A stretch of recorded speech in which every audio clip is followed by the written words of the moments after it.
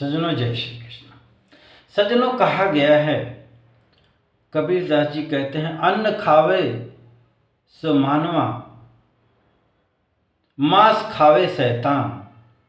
अन्न मांस दोनों खावे सो राक्षस समान। सज्जनों आज का मनुष्य देख रहे हैं कि अन्न और मांस दोनों खा रहा है और राक्षस के समान हो चुका है। राक्षस का काम क्या है? राक्षस का काम होता है मारना, काटना, सताना, एक दूसरे को धन छीनना, अपहरण करना, बलात्कार करना, हिंसा करना, युद्ध करना, एक दूसरे के ऊपर जुर्म करना, एक दूसरे देशों के ऊपर कब्जा करना। आज वही हो रहा है, पूरे विश्व में हो रहा है, पूरे मानव समाज में हो रहा है। आज देख रहे हैं दिल्ली में बेचारे वो हिंदू रह रहे हैं, उनको भगाया जा रहा है। जहाँ जहाँ हैं अपने ही देश से हिंदू इधर उधर भागने पर मजबूर हैं। यहाँ पर 5 करोड़ से 10 करोड़ के बीच में रोहिंग्या बांग्लादेशी हैं, वो आराम से रह रहे हैं। लेकिन अपने ही देश में भाई बंटवारा इसी के लिए तो हुआ था कि हिंदुओं का रहेगा। जिन्होंने कहा कि भाई हमारा खान पान अलग है, हमें अलग देश चाहिए, मिल गया। लेकिन 3 करोड़ आज 30 करोड़ हो गए हैं और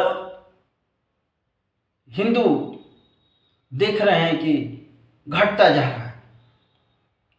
इसमें हिंदुओं की एक कमजोरी है और ये सदियों से है, और ये कमजोरी यदि हिंदू दूर नहीं करेगा तो इसी तरीके से मरता रहेगा, कटता रहेगा, लूटता रहेगा, पीटता रहेगा और गुलाम बनता रहेगा। एक तो हिंदू में अहंकार है, थोड़ा सा पैसे कमा लेते हैं, थोड़े पद प्रतिष्ठा मिल जाता है तो ये अपने आप को भगवान समझने लग जाते हैं और आपस में एक दूसरे को नीच ऊंच करना शुरू कर देते हैं। मैं इस जाति का, मैं उस जाति का। यही मूल रीजन रहा सदियों से। राजा अलग अलग थे, ऐसा नहीं है बलशाली नहीं थे, लेकिन मैं इस जाति का राजा हूँ, मैं उस जाति का राजा हूँ, वो मर रहा है तो उसे मारने दो। अब मुगल आकर के 800 साल राज किए। वो तो अंग्रेज आ गए, मैं अंग्रेजों को नहीं मानता भाई। अंग्रेज नहीं आते तो भारत एकजुट होता ही नहीं, इसमें लोकतंत्र आता ही नहीं। कारण है कि अलग अलग प्रदेशों पर कब्जा किए हुए बैठे हुए थे और अपने हिसाब से राजकाज करते थे, हमेशा एक दूसरे से लड़ते थे, युद्ध करते थे। वो तो आए और इनको मार मार करके, इनकी धन संपदा राज छीन करके भारत को पूरा एकजुट किया।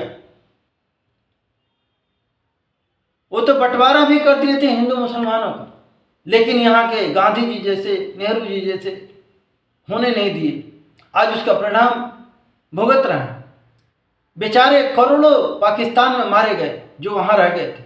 अरे ढंग से बंटवारा कर लेते भाई। पहले कहते कि नहीं, पहले आराम से इधर हिंदू अलग हो, इधर का मुसलमान जाए, तो इतने कत्ल 25 लाख, अरे तो करोड़ों में मरे होंगे क्या? वहाँ उस समय गिनती का कोई आंकड़ा तो था नहीं। आज भी मारे जा रहे हैं हिंदू मुसलमान के नाम पर। भाई जब इनका खान पान संस्कृति अलग है तो इनको अलग कर दो ना भाई, इनका देश समाज अलग कर दो, वो भी सुख से रहें, हम सभी हिंदू भी सुख से रहें।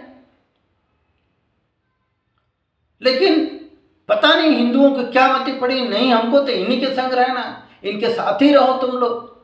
इन नेताओं का जो हिंदू सांसद विधायक कब जागोगे? जहां जहां इनका गांव देश समाज है वहां पर हिंदुओं का रहना मुश्किल हो गया है।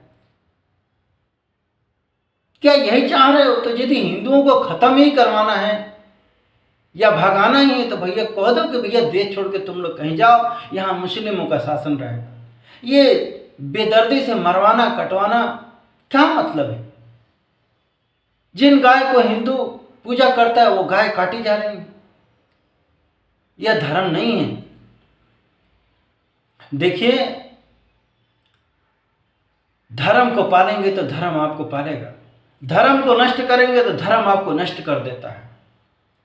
आज पूरे विश्व में देख रहे हैं कि जिन जिन देशों ने धर्म को छोड़ दिया है आज वहां पर विनाशकारी। मैं दक्षिण अफ्रीका का एक वीडियो देख रहा था, सूडान में 99% मुस्लिम हैं, वहां पर कम से कम 15 लाख लोग मारे गए हैं। जानते हैं, यहाँ सोने की खदान के लिए आपस में मुसलमान लड़ रहे हैं। ईरान में कोई हिंदू नहीं है, लेकिन देख रहे हैं वहाँ कत्लेआम जारी है, एक दूसरे के ऊपर जुर्म जारी है। सीरिया में एक दूसरे के ऊपर, वहाँ भी कोई हिंदू नहीं है। कहते हैं हम शांति प्रिय हैं, कहाँ शांति? पाकिस्तान में कौन मार रहा है, किसको मार रहा है? वहाँ तो हिंदू तो मार दिए गए पहले, बांग्लादेश में हिंदू मार दिए गए, अभी थोड़े बहुत बचे हैं, उनको मारा काटा सताया जा रहा है।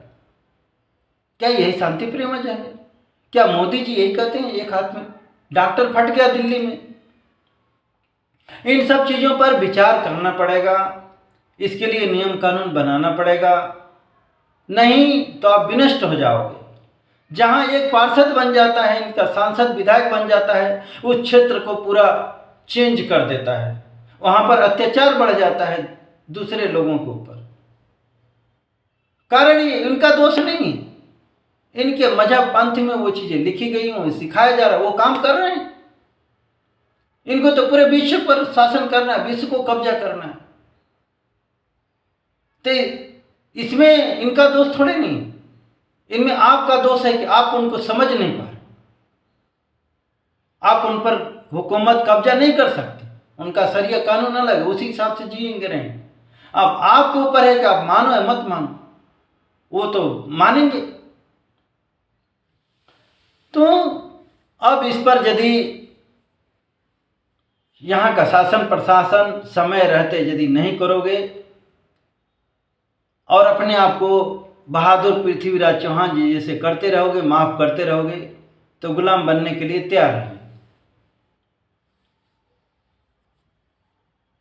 और अब समय ज़्यादा नहीं बचा है, वो घड़ी आ चुकी है, तैयारी कर चुके हैं।